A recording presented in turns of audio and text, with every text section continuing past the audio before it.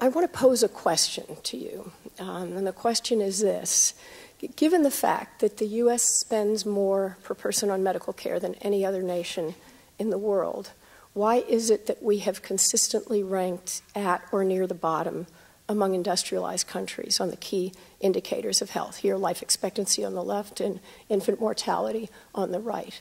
Our relative position here has just fallen over the last 2.5 decades.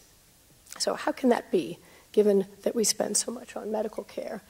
It's not only that we have a low ranking internationally, but if we look within our country's own borders, we see tremendous disparities by income, by education, by race or ethnic group across virtually almost all health indicators. Here, we're looking at life expectancy at age 25. So that's not total life expectancy. That's the years remaining for a person at age 25, with men on the left and women on the right.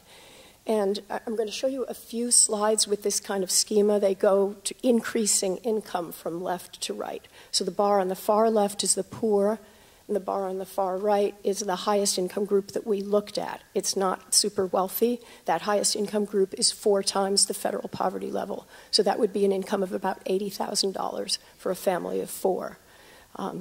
And you can see here, look at men.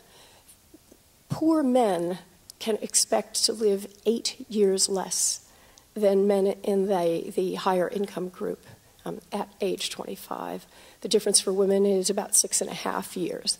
I want to call your attention to something that has gotten increasing attention, and that's the gradient. That it's not just here are the poor or the low income, and then there's everybody else. You see this gradual gradient. So as income goes up, health improves.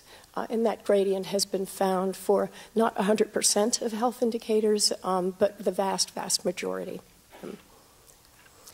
Again, the gradient this time in children's health. Poor children here 7 times as likely as children in the whose parents are in the higher income group to be in poor or fair health. I want to call your attention again to something that you also saw on this last slide, which is you see there's still a difference even among the groups that are in the higher income groups. Those in this slide, those top 3 groups would all be called middle income groups, and yet you still see differences there. As in medicine, we would call that a dose-response relationship, and we saw that in the last slide too about life expectancy. Now, because information on health has traditionally been reported by race in this country, and rarely has information been reported also by socioeconomic factors.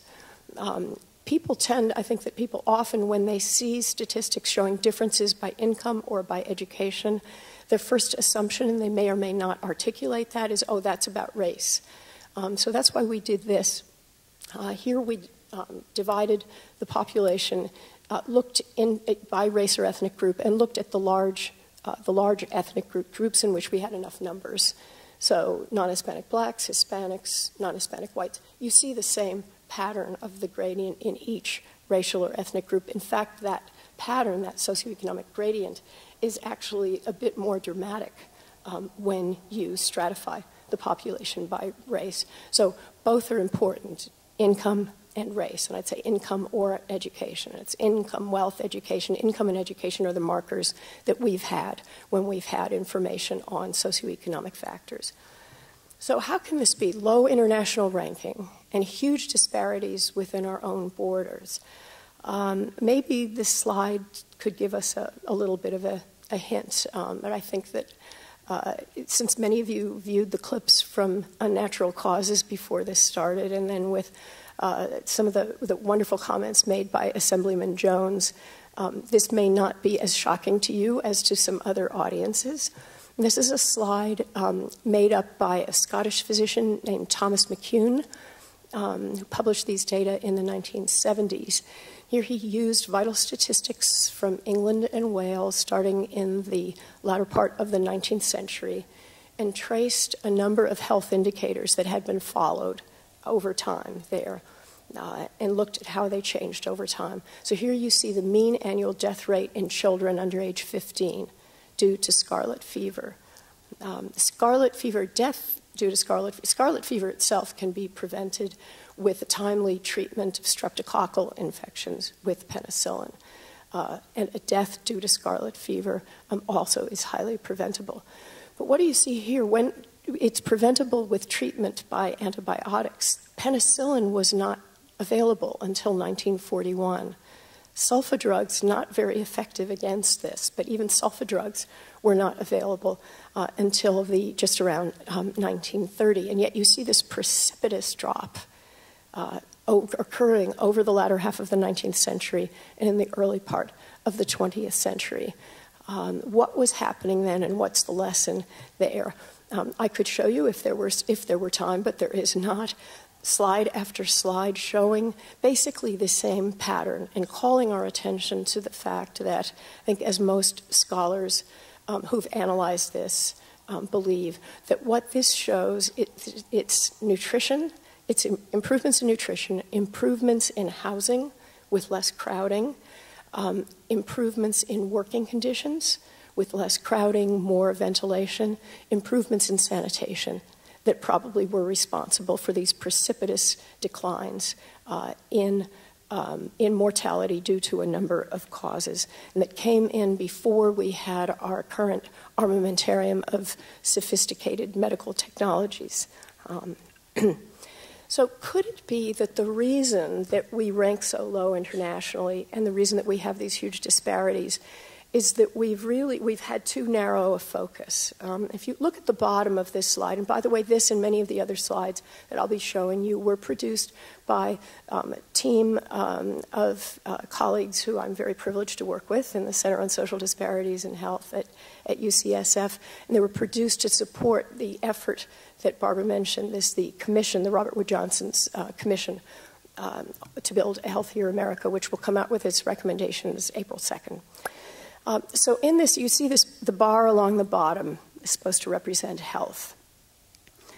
Now, if you ask most people, what influences health? I bet you any quantity of money, they're going to say medical care. In fact, as many of you know, if you've been interested in going beyond medical care, for a lot of people, health means health care. The word almost can't be heard. They're so conflated, the concepts of health and health care, in the minds of most people. Now, since the 1950s, 1960s, there's been increasing recognition of the role of personal behaviors in health. And the approach to improving health through acting on personal behaviors has been to inform individuals of which behaviors are healthy and not healthy, and to exhort them and to tell them that it is very bad if they behave in unhealthy manners. Is this approach perhaps an explanation for why we rank so low internationally and have huge disparities? Have we failed to look at that first arch, that red arch? We've failed to look at what it is that shapes not only medical care that people receive, but also personal behaviors, and that also can directly affect health, not even going through medical care or personal behaviors at all, the living and the working conditions in homes and communities. Do you live in a house with lead paint, with asbestos, with a number of physical hazards, with dust, mite, and molds that will trigger asthma? Are you in a job that exposes you to physical hazards? Are you in a job that gives you very low control, and there's a very high degree of demand on you coming externally? There's increasing evidence showing that low control at work may be one of the most powerful ways in which socioeconomic status affects health.